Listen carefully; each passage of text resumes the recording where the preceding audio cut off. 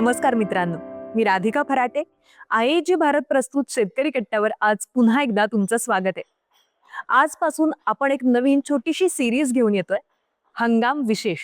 आणि त्यातला आपला आजचा पहिला व्हिडिओ आणि त्याचा विषय आहे प्रत्येक हंगाम नव्यानं का वागतो. आपण अनेकदा मागच्या वर्षांचा अनुभव डोळ्यांसमोर ठेवून यंदाचा हंगाम मोजत असतो.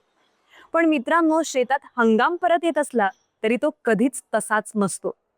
पावसाचं एकूण प्रमाण जवळपास समान असलं तरी सुद्धा पावसाची सुरुवात, मधले खंड, ओलावा किती दिवस टिकतो आणि तापमानातील बदल या सगळ्या गोष्टींचा परिणाम पिकांवर होत असतो आणि पिकांचं वर्तन यानुसार बदलत असतं.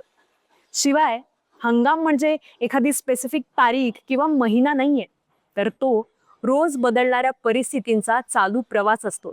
आणि त्यामुळे प्रत्येक वर्षी एकाच पिकामध्ये सुद्धा वेगवेगळे बदल पाहायला मिळतात. म्हणूनच एकाच शेतात आणि एकाच पिकात वेगवेगळ्या वर्षी वेगवेगळे अनुभव येतात आणि आपण मात्र त्याला इतर कारणं देत राहतो.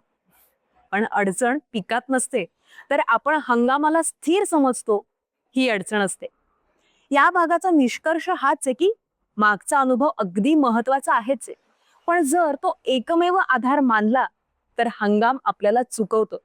आणि म्हणूनच हंगाम म्हणजे एक चालू प्रक्रिया आहे हे समजून घेणं हीच पुढच्या निर्णयांची सुरुवात असते. म्हणूनच हंगामाला स्थिर समजण्याची चूक करू नका आणि वेळोवेळी हंगामानुसार बदलत राहा. हा व्हिडिओ तुम्हाला आवडला असेल तर आपल्या आयएजी भारतच्या इंस्टाग्राम आणि फेसबुक पेजला फॉलो करा, युट्यूब चॅनलला सबस्क्राईब करा. भेटूयात या सिरीजच्या पुढच्या भागात.